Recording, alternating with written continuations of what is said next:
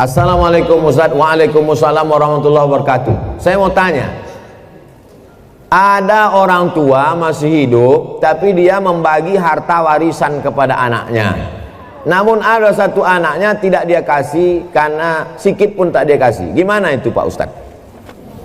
Kalau dibagi waktu masih hidup namanya hibah.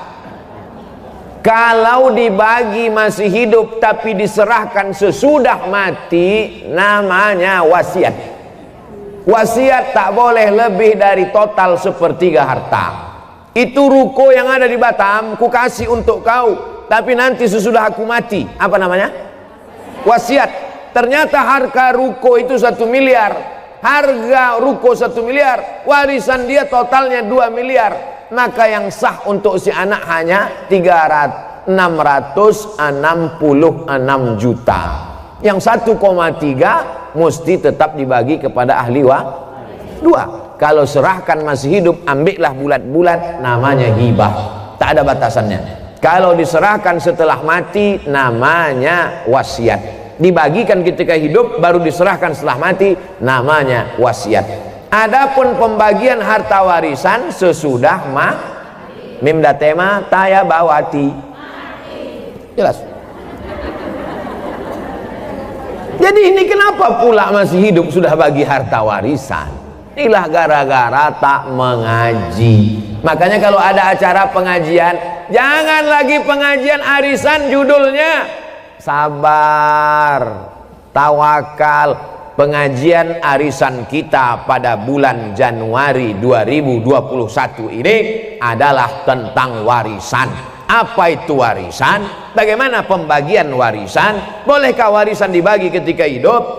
Apa nama hibah? Apa itu wasiat? Supaya jangan salah kaprah. Ini banyak orang tua kalau udah cerita warisan, Bu, gimana masalah warisan? Jangan tanya-tanya warisan, aku belum mati lagi. Padahal setelah mati menyimpan warisan sama dengan bom atom, bom waktu yang akan meledak. Ini saya menduga bahwa si bapak ibu ini marah kepada anaknya yang satu nih, maka biar supaya jangan dapat dibaginya. Ini untuk kau, untuk kau. Adapun kau matilah kau tak dapat. Tak bisa. Maka kita kalau salah jangan salah 2 kali. Dulu salah kita karena tak mendidik dia, dulu salah kita tak mengajar dia, sekarang dia menjadi pemabuk, pecandu narkoba. Yang salah kita atau dia? Kita yang salah. Maka pembagian harta warisan hak dia ada pada harta kita, karena dia adalah anak kita. Dia tak pernah minta jadi anak kita, kita pun tak pernah minta dia jadi anak kita. Allah yang mengirimkan dia ke rahim ibu, didik dia dengan baik. Kalau sudah dididik dengan baik tak juga baik, takdir seperti Nabi Nuh punya anak Kan'an, tapi dia tetap punya jatah harta setelah kita meninggal. Bagilah menurut ilmu faraid pembagian harta warisan. Walakum nisfu ma taraka azwajukum illam yakul lahunna walad. Kamu suami dapat setengah harta istrimu kalau tak ada anak. Fa in kana lakum waladun falahunnar rubu'u. Kalau kamu punya anak maka istri dapat 1/4, istri dapat 1/8. Fa in kana lahunna waladun falakumur rubu'u. Kalau ada anak suami dapat 1/4. Kalau tak ada anak suami dapat setengah. Istri dapat 1/4 kalau tak ada anak. Kalau ada anak, istri dapat 1/8. Anak laki-laki, lidzakari mislu hadzil unsayain.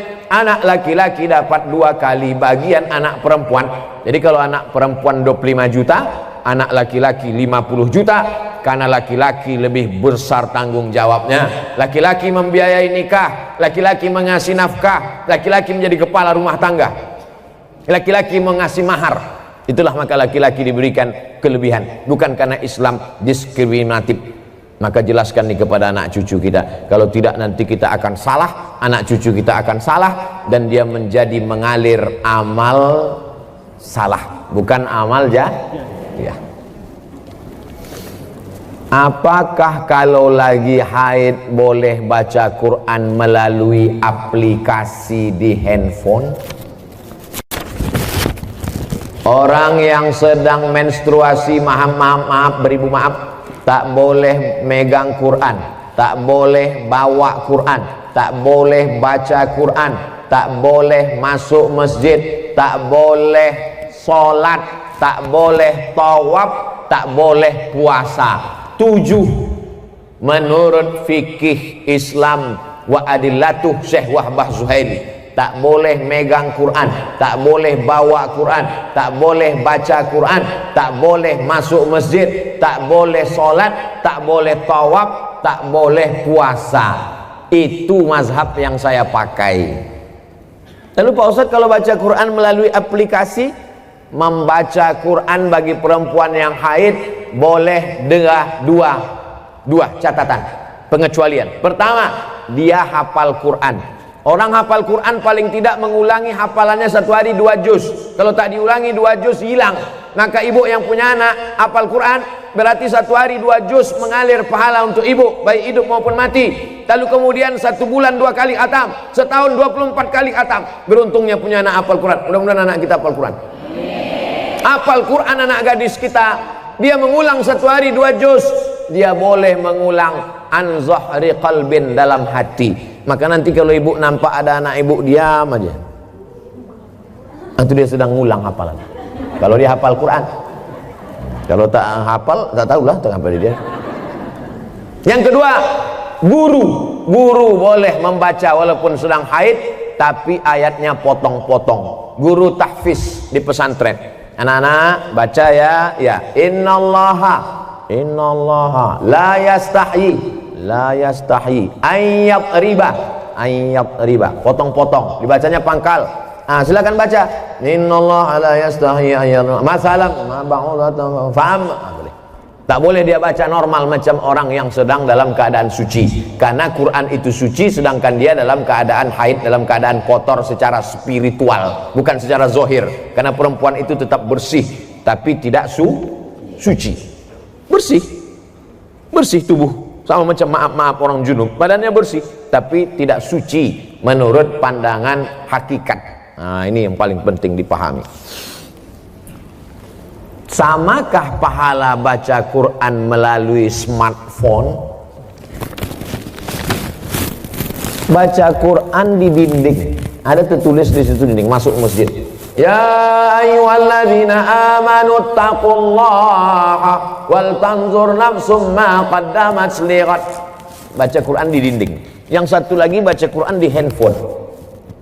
Kutiba alaikumul qitalu fil qatla al-hurru bil hurri wal 'abdu bil 'abdi wal unsa bil unsa. Yang satu lagi melihat mushaf Al-Quran. Ya ayyuhalladzina amanu ista'inu bis sabri was salah.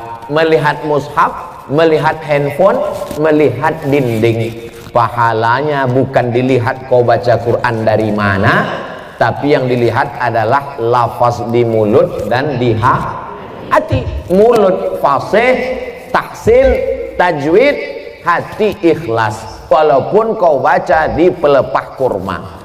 Ada Quran zaman sahabat Nabi, Quran macam kita dicetak sekarang? Mana ada? Pakai resleting pula lagi. Kenapa kau tak pernah baca Quran ini? Saya sebetulnya mau baca Pak Ustadz, terus resletingnya macet terus tiap hari. Oh, kasihlah minyak jelantah. Dulu Quran ditulis di pelepah korma, di tulang onta, di batu apa namanya itu? Batu lepes. Satu ceper macam piring ditulis. Jadi Quran tidak dilihat di mana, mau di kertas. Kertas adanya bambu yang ditumbuk. Bambu, tahu bambu? Buluh ditumbuk halus jadi bubur, dijemur. Itulah asal muasal kertas dari Cina. Lalu kemudian ada kertas satu lagi di Mesir, pohon bardi, tumbuhnya di tepi sungai Nil, disusun-susun melintang membujur, dipres pakai tanah liat, dijemur. Namanya kertas papirus. Kertas paling tua 2, satu dari Mesir, Fir'aun, satu dari Cina. Lalu kemudian barulah belakangan datang kertas masuk ke kota Makkah. Jadi Quran ditulis di kertas, di batu lepes, di tulang onta, di pelepah korma. Yang dilihat bukan baca di mananya, tapi yang dilihat adalah pelafazan mulut dan keikhlasan hati. Ini Qurannya bukan main lagi, mahal minta ampun. 30 juta harga Quran. Diletakkan di lemari tamu di depan. Setiap tamu yang datang menengok macam menengok kucing. Bukan Quran itu yang mahal. Quran mahal adalah Quran yang dibaca. Seorang ibu mengajarkan anak-anaknya sambil masak pagi. Tak ditengoknya pun Quran itu sambil masak. Bismillahirrahmanirrahim. Wadduha wallaili idza saja. Ma wadda'aka rabbuka wa ma qala. Walal akhiratu khairul laka minal ula. Sambal belacan ditengoknya. Tapi Quran yang ibu ajarkan ke anak ibu itu, itulah yang dibawanya sholat. Usahakan ibu yang membacakan Al-Fatihah ke anak ibu. Supaya apa? 17 kali sehari pahalanya mengalir ke ibu. Ibu yang membacakan Fatihah ke dia. Yang belum membacakan, balik dari sini nanti, bacakan. Yang balik sekarang, nanti habis acara ini. Balik. Nak, baca Fatihah nak. Bismillahirrahmanirrahim. Itu hanya kurang halus sedikit. Bismillahirrahmanirrahim. Alhamdulillahi rabbil alamin. Rohnya kurang tebal sedikit. Luruskan bacaannya.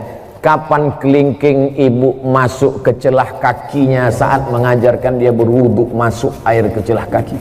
Kapan ujung jari ibu masuk ke celah telinganya saat mengajarkan berwudu? Kapan mulut ibu mengajarkan? Kapan tapak tangan ibu memegang pundaknya? Rata pundakmu nak. Jangan kepala kau macam menengok kuda jantan, menengok kuda betina. Jangan kepala kau ni menunduk macam menengok rumput. Rata nak.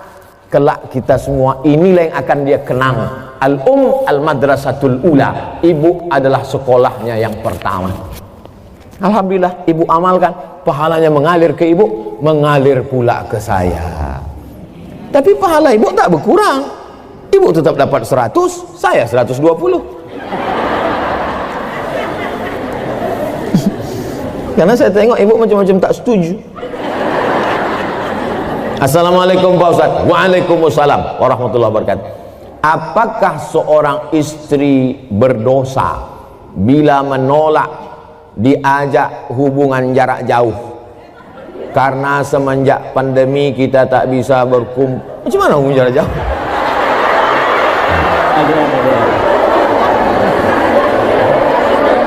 LDR. Apa arti LDR? Long distance relationship. Wah, macam ABG pula Ustaz.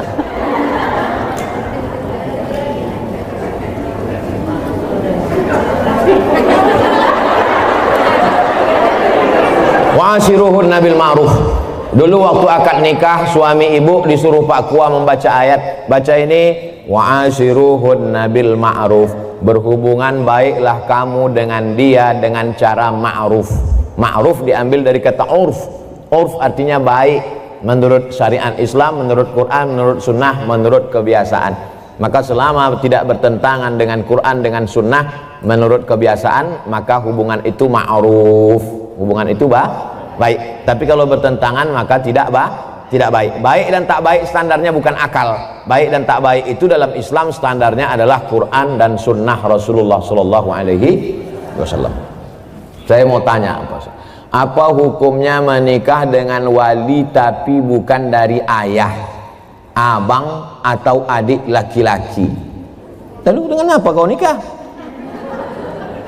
La nikaha, tidak sah nikah illa biwaliin, kecuali dengan wali.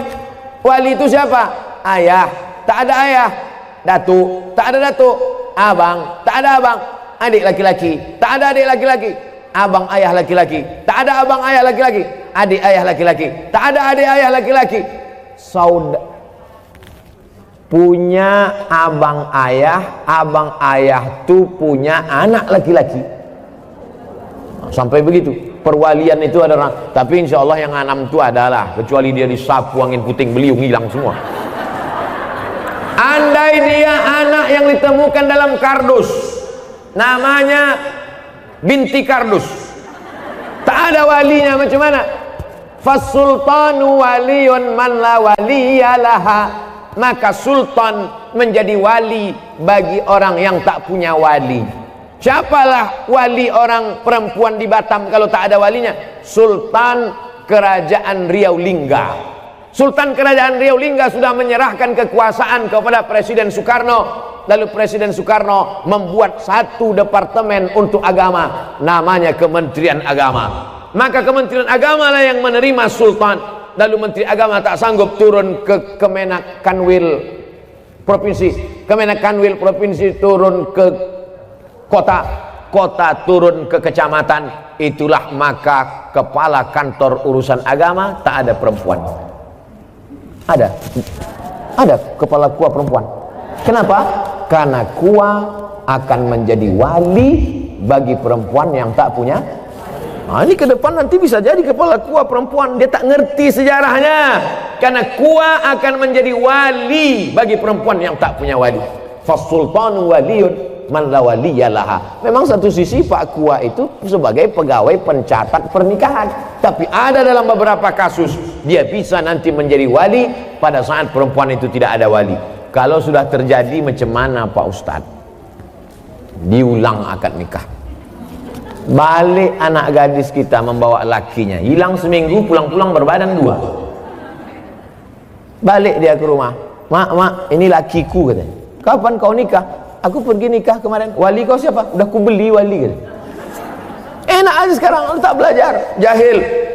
Jangan karena takut kepada orang, diulang akad nikahnya balik, cari walinya yang 6 tadi, lalu diulang. Aku nikahkan engkau dengan anakku dengan mahar, aku nikahkan engkau dengan cucuku dengan mahar, ku nikahkan engkau dengan adikku, ku nikahkan dengan keponakanku dengan mahar sebentuk cincin emas tunai. Sah. Diulang balik. Lalu perbuatan dia dari mulai dia nikah tak jelas ke nikah yang jelas ini zina. Nauzubillah.